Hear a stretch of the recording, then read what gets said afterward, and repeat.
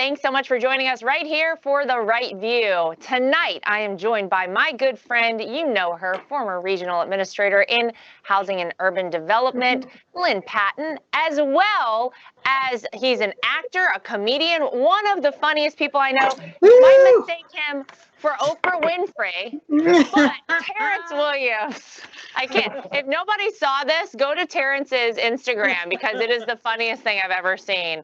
You have quite a likeness to Oprah in your photo, Terrence. So welcome, guys. It's great to have you both back on the show. It's been a while, so I think we need to start by talking about this crazy story. In case nobody is aware, the liberal media hates Donald Trump, period, right?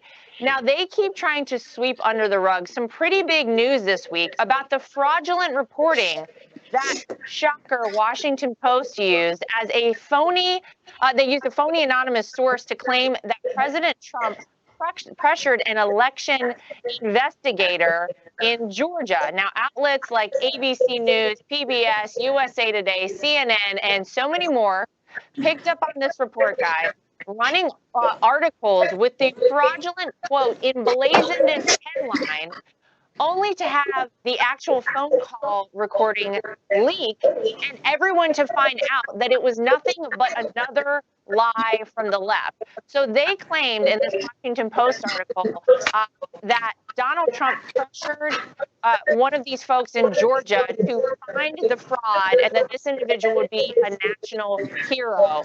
And that is what they use as one of the tenets to try and unconstitutionally impeach the president for a second time. They cited this Washington Post article. So, guys, I'll let you have at it. Lynne, I want to hear from you. After, wasting all of the taxpayer money, wasting time doing this, only to find out that this impeachment was based on a phone call that was totally misreported by the Washington Post. Are you surprised? And B, shouldn't there be something, some ramifications, something to happen ultimately to the Washington Post, allowing this fake headline and this fake news to be released? Absolutely, Laura. And hey, Terry, what's up, hon? Look, I think your father-in-law, quite frankly, should take a page out of Nick Salmon's book and sue the Washington Post. All three of us have had fake news articles written about ourselves, and we just tolerate it. And it's obvious that the only way the mainstream media is actually going to start reporting the facts, doing their due diligence, and being responsible journalists is if we hit them where it hurts, which is in the pocket in a lawsuit. And, I want to say that the ramifications of this were much more deep than just a few fake news articles. That's right. The state of Georgia looked into pursuing obstruction of justice charges against the president of the United States. They still, I believe, are exploring that. So, this has ramifications far-reaching, and I really, really hope that the folks surrounding the president right now are really exploring their legal options. Well, they should. I mean, Terrence, Lynne's right. This is a much broader issue, I think, and it hurt a lot more than people maybe even realize. When you have outlets like the Washington Post who are able to use anonymous sources, and by the way, they're always anonymous, right? Always. We never know, like they never have anybody that is believable. It's an anonymous source. They were able to further this impeachment effort by the Democrats for Donald Trump. I mean, you cannot have a country and then have a press that cannot be trusted like this. And by the way, that nothing will happen to the Washington Post. Nothing has happened to them. They get a slap on the wrist. They print it at the top of their article. This was misquoted. Well, the damage is already done, Terrence. You know what? It is absolutely ridiculous. But you know what, Laura? They are obsessed with President Trump. They are obsessed with this man. They can't get enough of him. They miss him so much. They just love him. So they love him and they hate him. I don't understand it. Listen, they can't live with him and they can't live without President Trump, okay? Now, the Washington Post will not be held accountable, but let one of us go on Facebook or Twitter and post some fake news. We are banned, suspended. That's right. We can't post. Amen. And nothing happens to them at all. They post these fake articles all over the internet, and they are not taken down at all. Twitter, I mean, these people will not be held accountable.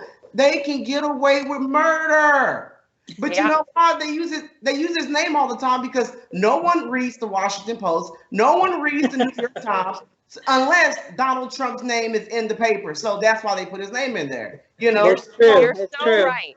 You're so right. They have to keep him around. My husband was on my show on Tuesday, and we were talking about that exact thing, that they are so obsessed with Donald Trump. They can't live without him. They cannot survive without him. Now, and think of how much money they've made off of him. Oh, you know, my Jim gosh. Acosta wrote a book. April Ryan wrote a book. Like, I think Anna Navarro wrote a book. All these people made millions of dollars. They are best-selling authors because of him. He's their golden goose, and Terrence is right. You know, they're desperate and pathetic without them, going back to their boring lives. That's true. Well, because if we're being honest, what's happening in the White House right now is absolutely boring. It's like staring at just a plain white wall. Like nothing is happening there that is exciting anyone. And maybe that's actually what is happening in there. Maybe he's just staring at the wall. Who knows? Now, I want to get you guys to respond to this, because when I heard this next story, it is so outrageous that this is happening. Columbia University is now fighting against racism and sexism by, wait for it, bringing back segregation. Now, the university is offering 6 graduation ceremonies segregated by race. I mean, Terrence, what is this? If we want everyone to be equal, they're separating people even by income levels. Does it make you feel better to see the liberals embrace the failed racist policies of the past, or is this a huge mistake? Listen, Laura, I am lost for words, okay? And I have a motor mouth, okay? That's what my teachers used to call me back in elementary, motor mouth, because I couldn't stop talking. But I am lost for words right now. This is segregation. Yeah. So you're gonna put all black people, so you're gonna separate black and whites, and that's supposed to bring people together? That don't make sense. That don't add up. How can you bring people together but separate them at the same time? It don't make sense, Laura. Like, they are bringing back segregation. Martin Luther King fought so hard, you know, to bring us all together as one. I mean, this man is rolling over in his grave right now. This is absolutely ridiculous. I mean, what world are we living in? Let's be honest. Absolutely. And by the way, there is a difference between celebrating your culture, celebrating your heritage, and then separating people for such an event like a graduation. And Lynn, last week you sent me this picture from a grocery store of rice on the shelf, and underneath the rice in this grocery store, it had a tag, Black-owned business. But are we going back to absolutely so hard to get away from? What is this? And Terrence is right. Martin Luther King Jr. would be rolling over in his grave. And I was just about to say that when I posted that picture of the rice and being black owned and the beans being Hispanic owned or whatever the products were, I literally posted the caption, "We are advancing ourselves right back into the days of segregation." And it's true. And now with Columbia, these are supposed to be the best and the brightest. To have just overseen HUD and the largest, low-income population in the United States, right here in Region 2, to see that they're actually separating these graduations by economic and socioeconomic status as well was actually heartbreaking to me on a personal level. Some of these kids are the first in their generation to go to college, and now they're being isolated and identified as such. Like you said, there's a difference between celebrating something and celebrating accomplishments and saying, yes, this company is black owned. If you want to, obviously give them business, that's up to you. But then there's a difference in actually creating aisles and silos and having separate, graduation ceremonies. It's absolutely outrageous. Martin Luther King said we're supposed to be judged on the content of our character. And it's funny because, Laura, my boyfriend, Drew, when I told him about the grocery store comment, he actually said the most obvious thing. And that is that people buy food and brands that taste good.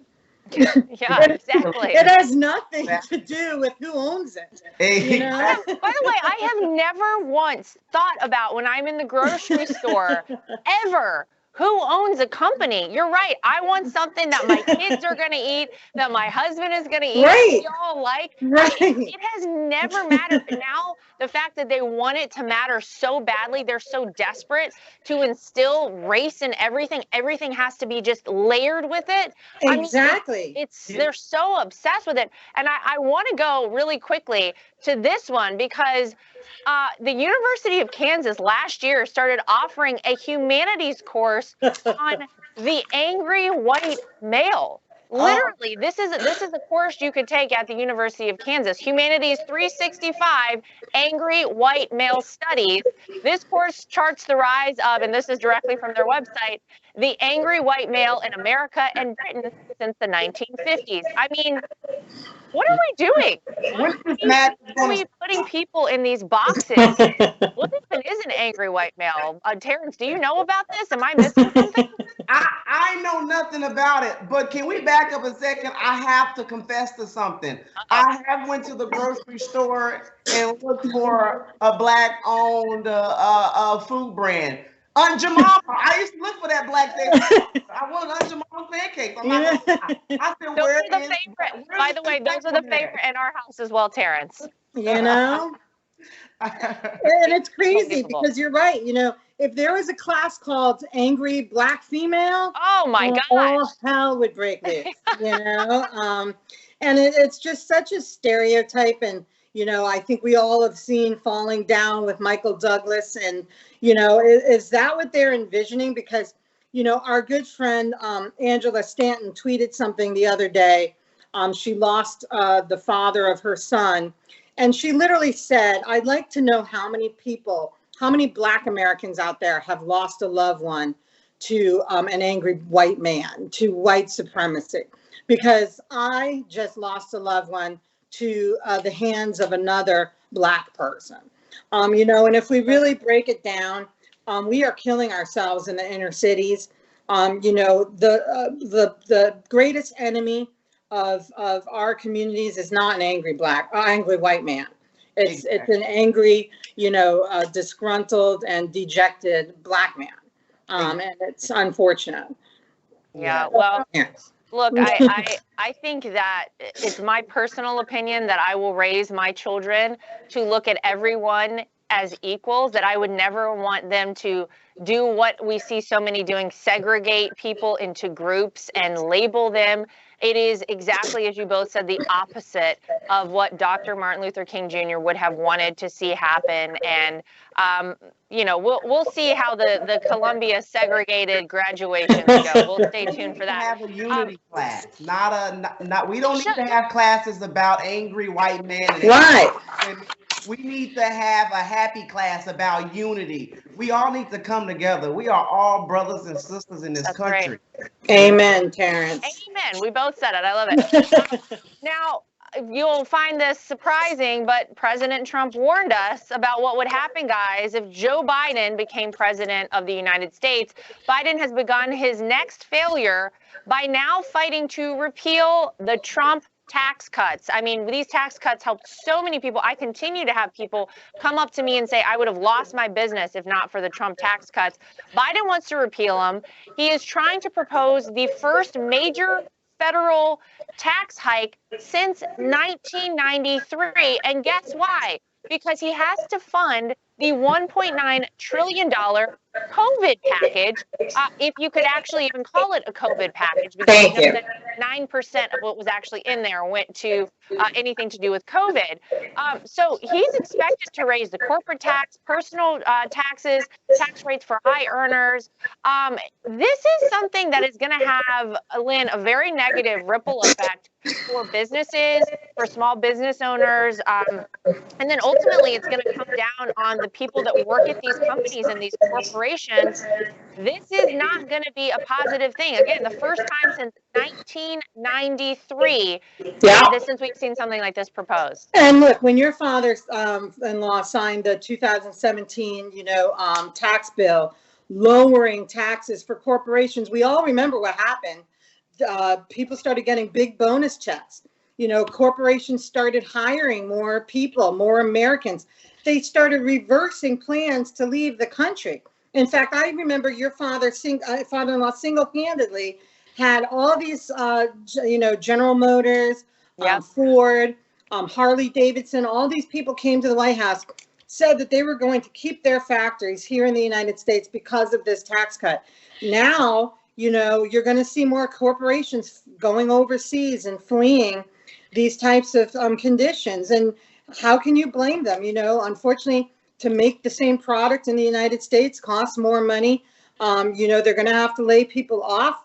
They're going to have to, either lower production of what consumers want.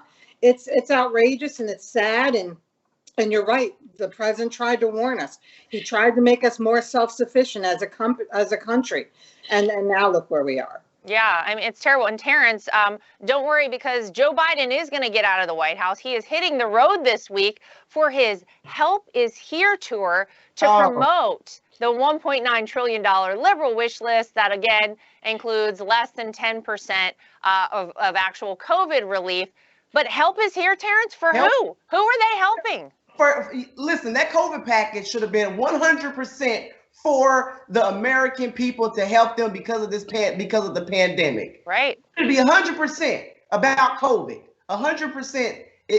So who is he helping? He's trying to repeal these great things that President Trump put in place. He is going to hurt these small businesses. They are already on life support because of the pandemic. That's right. Yeah. They cannot afford for Joe Biden to be repealing these things that are helping that will help them. So I don't know who this help tour is for. I don't know who's helping.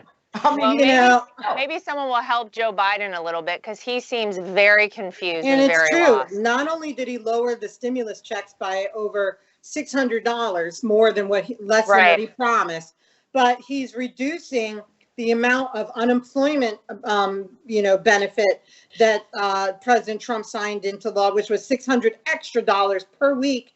That's now reduced by $100. Yep. Laura, I know who he's helping now.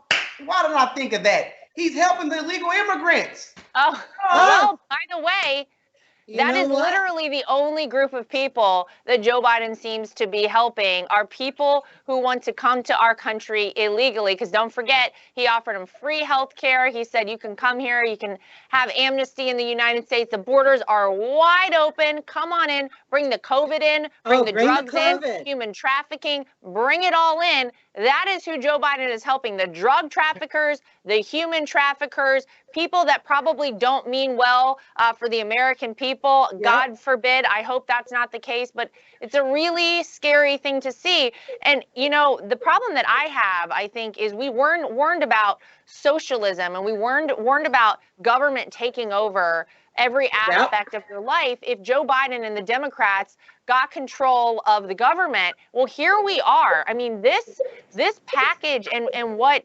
it does is it makes people, as you guys just pointed out, it makes things go overseas. Americans will be forced to take help from the government. They're going to be forced to go on food stamps. They're going to be forced to file for unemployment because they are going to lose their job. They are not going to have the same, situation that they had under President Donald Trump, period. So we're seeing the beginning of the socialist ways of the Democratic Party happening with this COVID package. Again, I use that term very loosely, but this is only the beginning. We are only in March here. Joe Biden didn't take office until the end of January. So I'm really afraid to see sort of the trajectory of things from this point on, because who knows, what could be in store for all of us. So it is very scary. So one of the things I wanted to say was, he told us to protect our borders. He told us to bring manufacturing back home. One of the things we saw at the beginning of COVID was the inability to get a lot of PPE here when we needed it, because manufacturers who make, medical supplies had moved overseas to China. Yep. He warned us about China, and China was withholding this PPE from coming into the United States. They literally slowed it down, for whatever reason, and that's a whole different show. But, he warned us every step of the way to be less dependent on other countries. We were energy independent for the first time ever. And now we're no longer that at all, because we're dependent on oil. And Democrats fought him every step of the way. Yeah. Now, don't want to move away from this, because you're right, Lynn, we could talk about this forever. But I do want to get to this next point, because for anyone out there who has not heard of the Babylon Bee, the Babylon Bee is a satire site, right? They publish stories they call them news stories. They're satire. Everyone knows it's fake. It's like The Onion, but they're under fire again because they continue to scare the fake news media by potentially misinforming people with their jokes. Now, so what's going on here is that they made fun of CNN. So they're allowed to write satirical pieces about anything, but when they start making fun of the real fake news out there, CNN, they got absolutely hammered by CNN. They started freaking out over there. So the Babylon Bee basically had a headline that said there's only room for one fake news site, and they were like CNN. I mean, this is funny stuff. Gosh, don't we need some comic relief, guys? But I think it's really basically CNN's argument was that there are so many people that are going to read these stories and they're going to get misinformed. Well, excuse me, Terrence, hasn't CNN been misinforming people all along about President Trump, all along about the Trump administration, about our family, about Trump supporters? It's a little crazy to see them so afraid of jokes on the internet when we've all experienced how influential and damaging these media outlets truly can be by reporting facts that end up being incorrect, misreported, anonymous sources, totally fake. CNN is the misinformation network. They have been misinforming people for so long.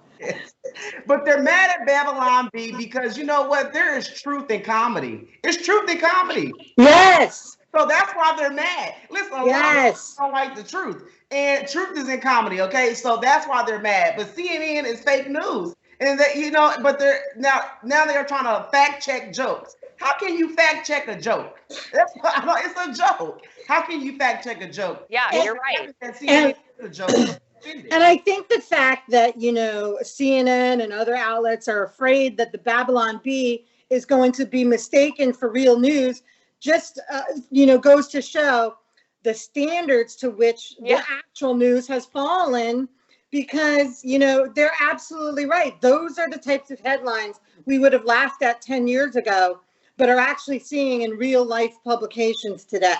Yeah. Go ahead, Terrence. CNN is no different than Babylon Bee. Seriously. They're no different. I can't tell the difference. No. And real life is starting to mimic fiction because, I posted a Babylon Bee article the other day about Meghan Markle that said, woman who thinks being a princess is too hard wants to now run for president. And, evidently she reportedly does. So, truth is sometimes, like you said, funnier than fiction. Let me get some takes on that, because I was recently asked about Meghan Markle possibly running for office. And what I said was, if she thought the scrutiny she got during the Oprah interview was a lot, wait until you decide to run for office. I mean, it is absolutely nothing. She should have stayed a duchess or princess or whatever that was. I think that would be a lot easier than running for president. Terrence, I feel like you had some thoughts on this. Listen, Meghan Markle she needs to be a comedian, not president of the United States of America, okay? Listen, Meghan Markle is a complete joke. She said she didn't want any publicity. She wanted privacy, but she called Oprah for an interview crying about her lavish lifestyle in the castle. Yeah. And you said they mistreated you. You want to be the president? Do you not know being the president is not easy? Do you not know what they put President Trump through as the president? I mean, they went after this man for literally nothing. I mean, he did nothing wrong. Okay, they had two phony impeachments, and she wants to be the president. Will she be able to handle the press? Will she be able to handle social media? I mean, she can't go calling Oprah every second, you know. Hong Kong is being mean to me. Oprah, Europe is being so rude to me. They won't talk to me. She can't do that. Never mind the irony that we would literally be sort of ruled by the same British monarchy that we left. I know. You know, by having Prince Harry literally in the White House. Well, we'll see what ultimately happens with that. I feel like if she ran, I just have a hunch, guys, she might run as a Democrat. So maybe she would be treated differently than Republicans are. I don't know, you're onto something. Just a hunch there. All right, so for our last topic here, we're going to talk about Coca-Cola and Home Depot because they both have come out and said that they are against voter ID in Georgia, specifically. And guys, we've talked about this, Lynn. I know I've talked about it with you multiple times. The argument that somehow it is racist to require identification when you go vote that shows that you are a legal U.S. citizen, you are of legal age to vote, you are the person you say you are, you're voting in the right area. My goodness, there are so many reasons that it should be required to have a an ID when you go vote. You got to have an ID to get on an airplane, to buy alcohol, to buy cigarettes. I mean, I ask for my ID sometimes when I go make a purchase with my credit card. My goodness. What does it say, though, that there is so much virtue signaling that now these big corporations feel like they have to weigh in and are part of the woke left? You know, I think it's so ironic that, you know, everybody pounced on the royal family for quote unquote bullying Meghan Markle. But what we're seeing here with this corporations sort of catering to the woke left, like you said, is they are literally being bullied into adopting these kind of postures when it comes to what's considered, you know, the leftist sort of, you know, what's right and what's wrong.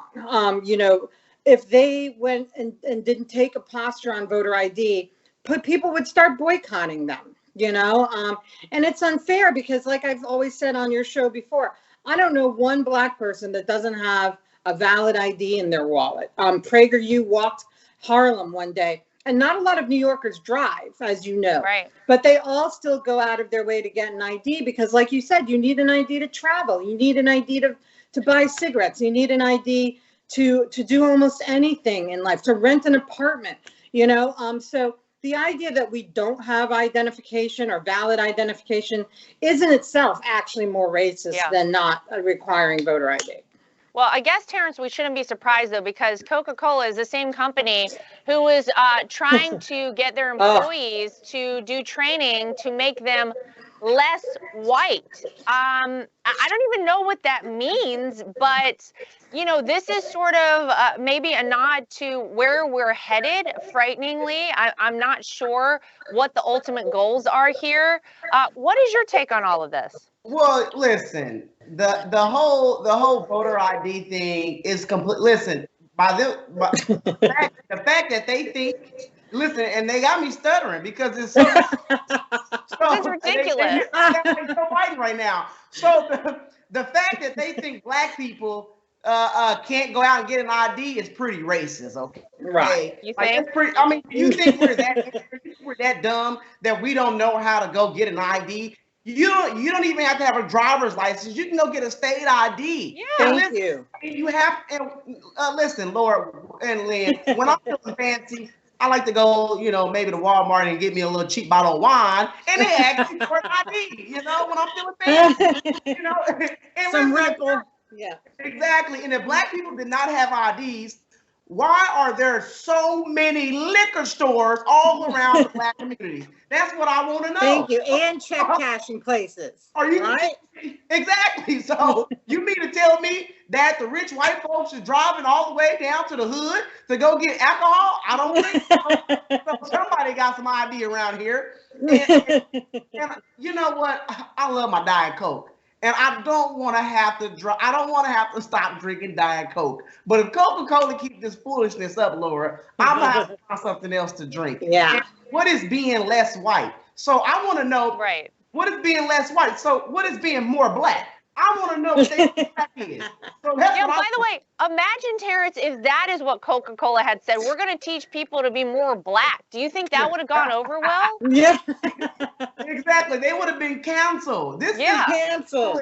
They want us to hate each other. I know. It's They crazy. want They us to really hate each other. do. They are creating hate. We need to love each other. With all this black and white stuff, man, that we are not living in the 1800s. Thank you. Let's stop going backwards. Oh, that's the Yep. truth. Well, look, I want to say thank you to both of you guys for being on the show again. It's always great to get your perspectives. We really appreciate it.